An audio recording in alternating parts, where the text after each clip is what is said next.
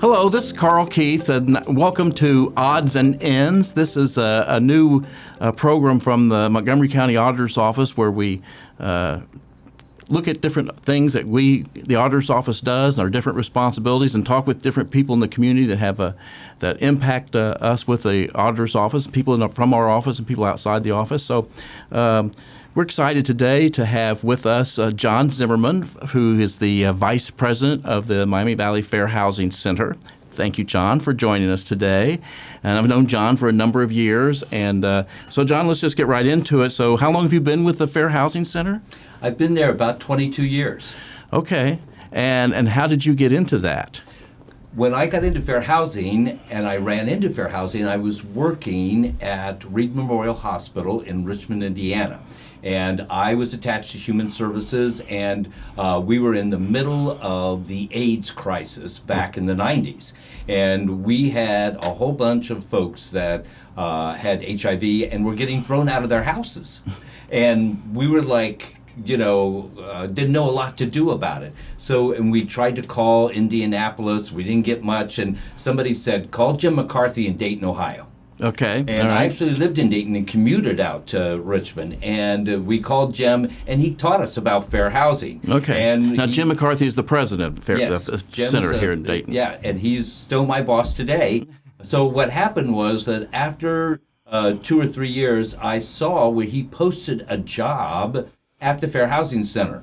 And wanting to be in civil rights, I thought, wow, this is my chance. And so I applied for that job, and I got that job. And then I've got a few promotions since then. I was just an educator back then, and I'm now the vice president. And I have just loved really becoming a fair housing advocate.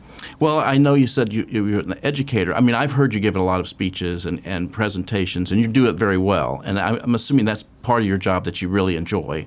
But what other type of services does the Fair Housing Center does? So the Fair Housing Center, we have 2 main lines of business, and our mission is to eliminate housing discrimination in Dayton, in the Miami Valley, regionally, and across Ohio if necessary. And we do all of that. And we do it in 2 ways. We help victims of housing discrimination file a complaint and get relief. And also in enforcement, we also work in systemic issues. And so we worked around issues that had to do with foreclosed properties that were not maintained well. And we've taken some people to task for that, some large purveyors of housing and mortgages. Mm-hmm. The other thing we do, of course, is what I do, is we educate. And we educate both consumers and then all kinds of professionals. We have either produced on our own or collaborated with someone to give continuing education to architects, to city planners, to code enforcement officials, to social workers, realtors, landlords. County auditors. Yeah, sure. So anyone whose work intersects with housing. And so all of that, those 2 lines of business, education, enforcement, help us achieve our mission of eliminating housing discrimination. Let's talk about the redlining issue a little bit, because that's one of the things that I've heard you recently do presentations on.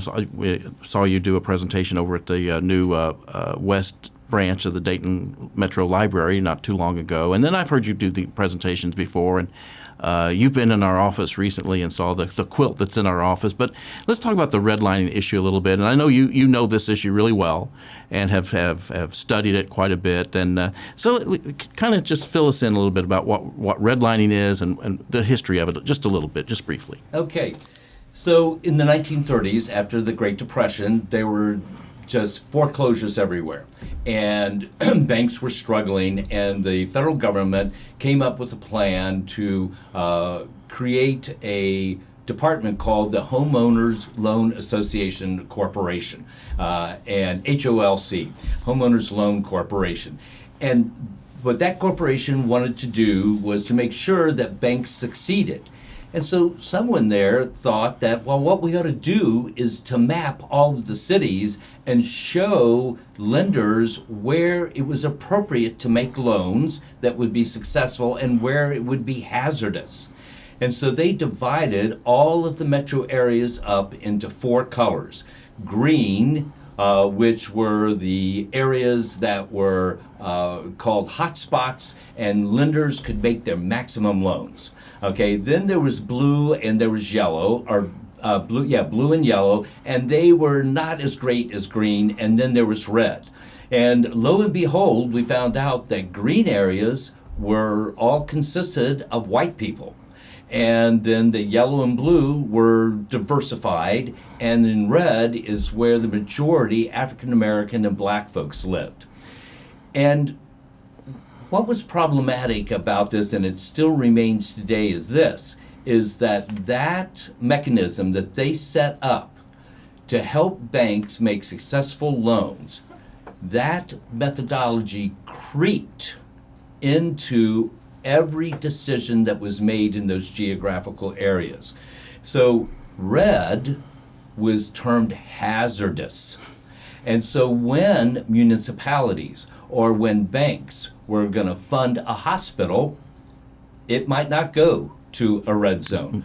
When they thought about things like, where are we going to put the interstate highways? Well, we don't want to put it in the green zone where all of our banks have made all of these great loans that are successful, so let's go put it in the red zone. And they would put it right through an African American neighborhood. They thought, where do we put sewage plants? Where do we put refuse processing plants? And they were like, well, we can't put it in the green zone, okay, so they would put it there.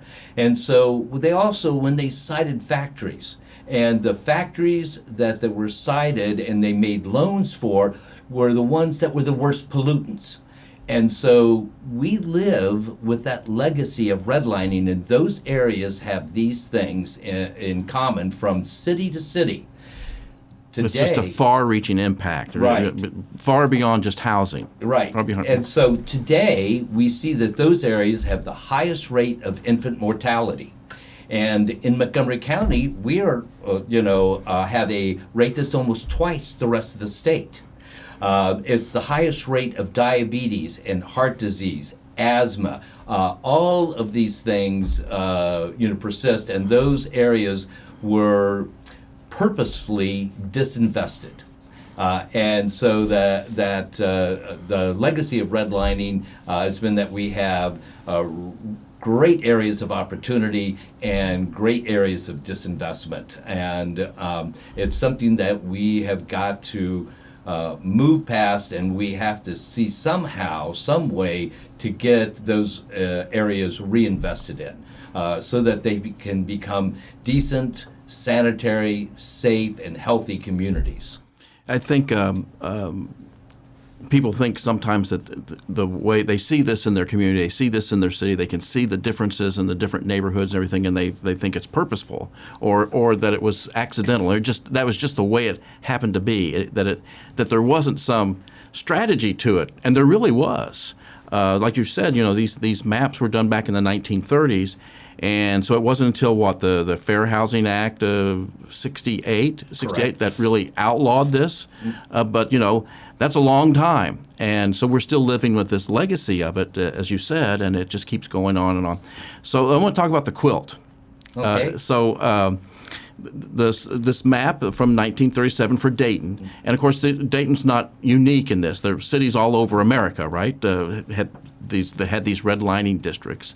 So we have this 1937 map, and I think it was Sinclair Community College is really ones that commissioned this. They commissioned a group, the Art Quilt, Miami Valley Art Quilt Group, I think, and wanted them to do a quilt as a work of art that was made as this map. This 1937 redlining map was used as the template. Our office.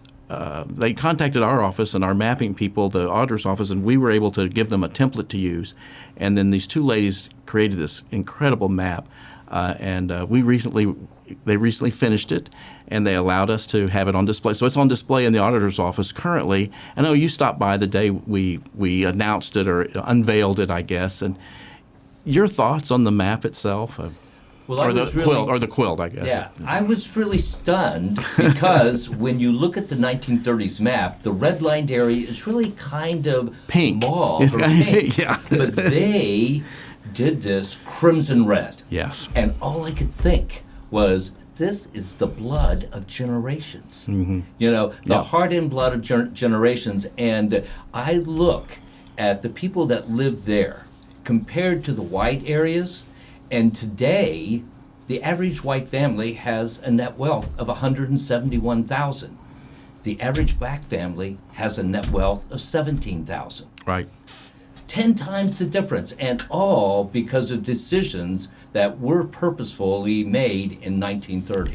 And so their quilt just kind of screams at you, and it's really, really a great experience. It really is. I tell people, we of course have taken pictures of it, and we've posted them on social media and shown people a picture. It's been in the newspaper, and I tell people it's one thing to see a picture, it's another thing to see it, to experience it, I think. And so we encourage people to come and see it, because it's not just the map itself. Like you said, I tell people they gave it life.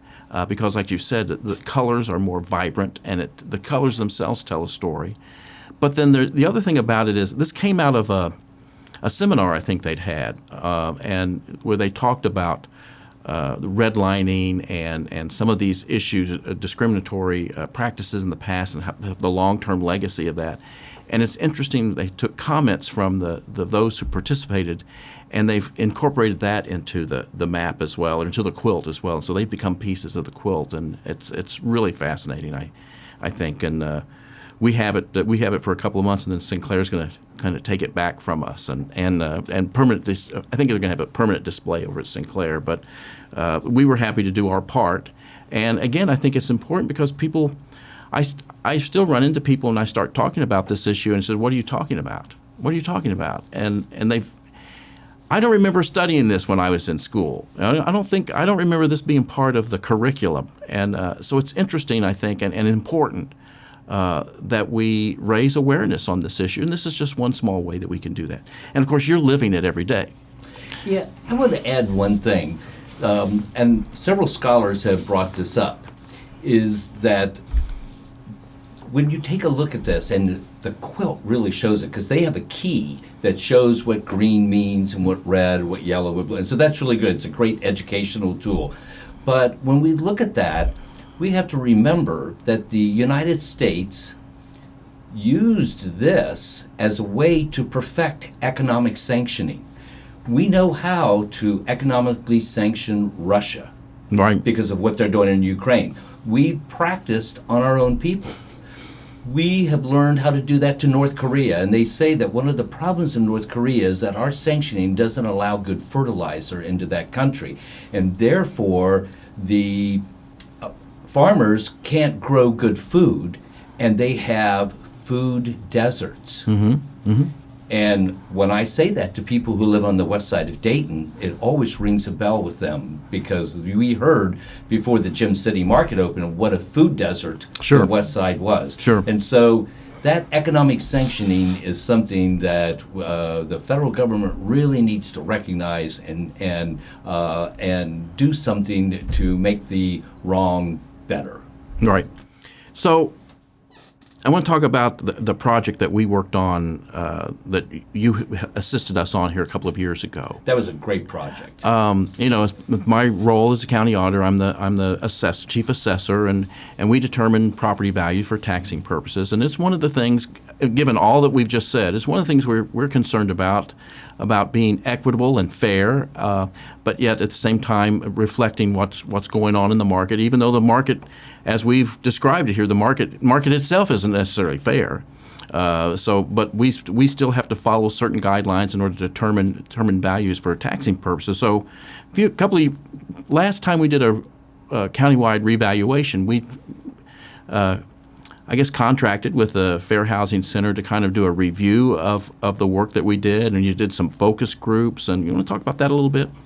Sure. So, in advance of the 2020 revaluation, the reappraisal process, you brought us in between 2018 and 19, and we did a couple of things. First of all, we wanted to look at the last 5 decades of information from all of the valuations so we could get some type of historical context. And so we had hired technicians that looked at that, and they looked at what your office did plus what the mass contractors, the mass appraisal contractors that you hire every 6 years to get out and look at all of these properties and do those valuations. So we wanted to take a look at that, okay?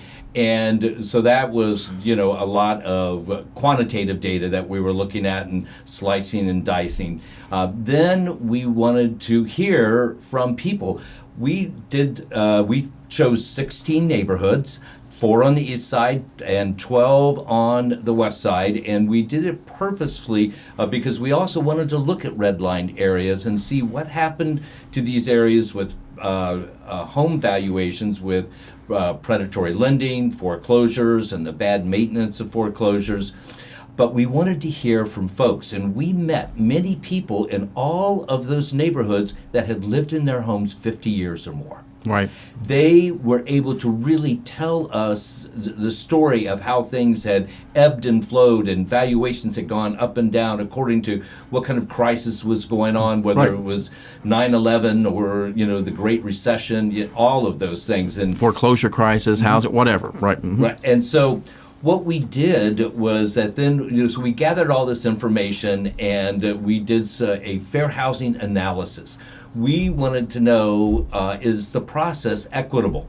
And so we had some key findings. And I brought a few notes with me because the report was 280 pages long. And so I thought, I'm going to pull a few things out. I want to make sure I get them right. So one of the things that we discovered is that Dayton is still a highly segregated city, and valuations vary greatly due to segregation.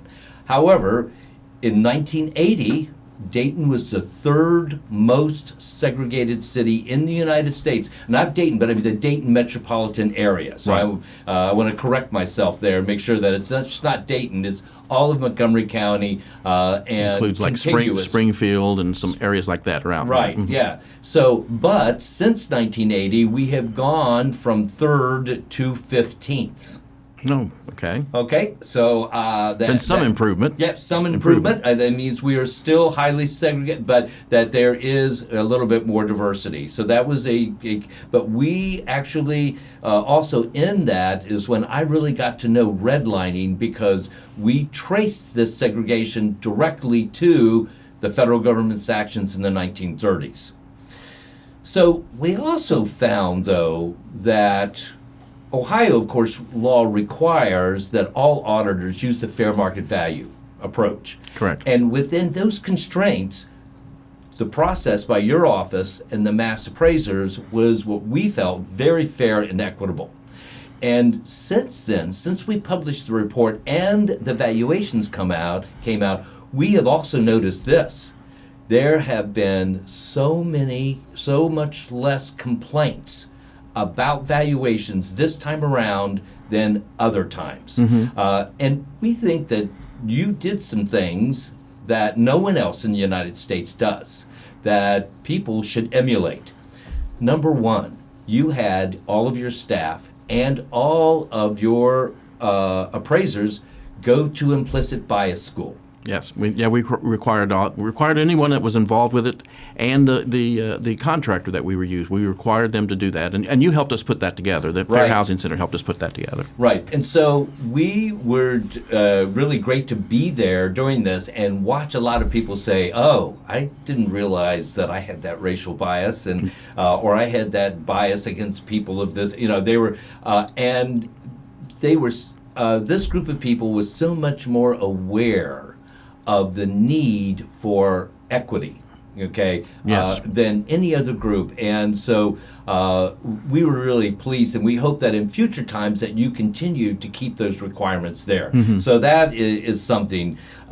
We also found that one of the things that is improved over the last 15 to 20 years is the outreach that your office does to the community.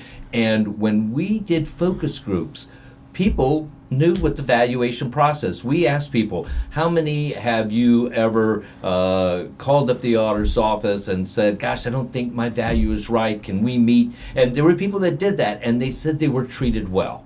And so that's something that we were really happy to hear. We didn't hear people saying, oh, they slammed the door in our face, or they weren't interested in hearing us. And they also told us about meetings that they had been to that you had sponsored.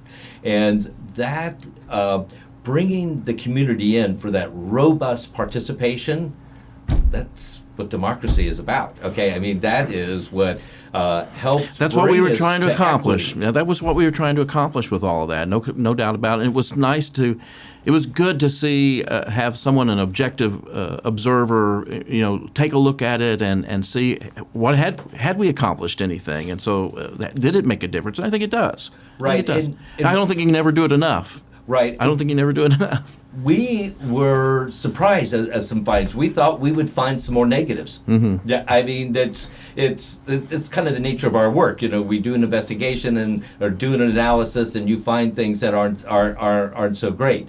And so we were really happy to find those overarching key findings. I mean, we in our report do say, we think that some of the data entry needs to be better.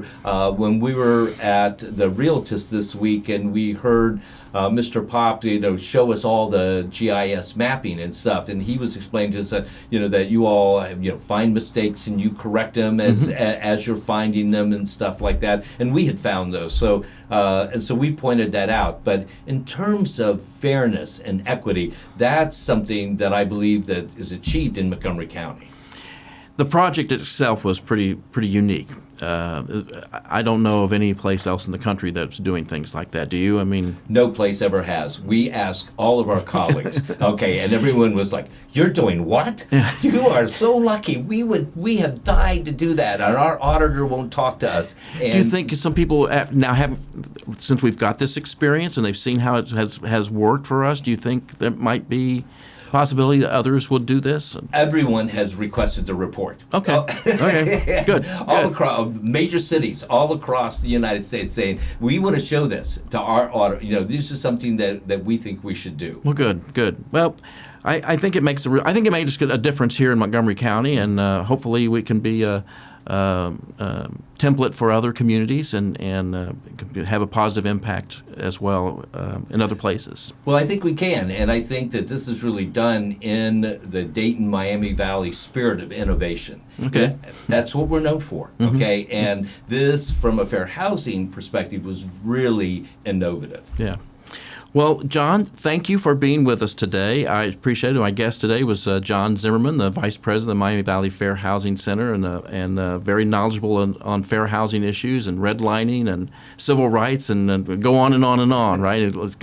Has had a stellar career here, and we're lucky to have him here in Montgomery County and in Dayton. And so we appreciate you being here today and sharing some of your expertise with us. And so that's it for today for Odds and Ends.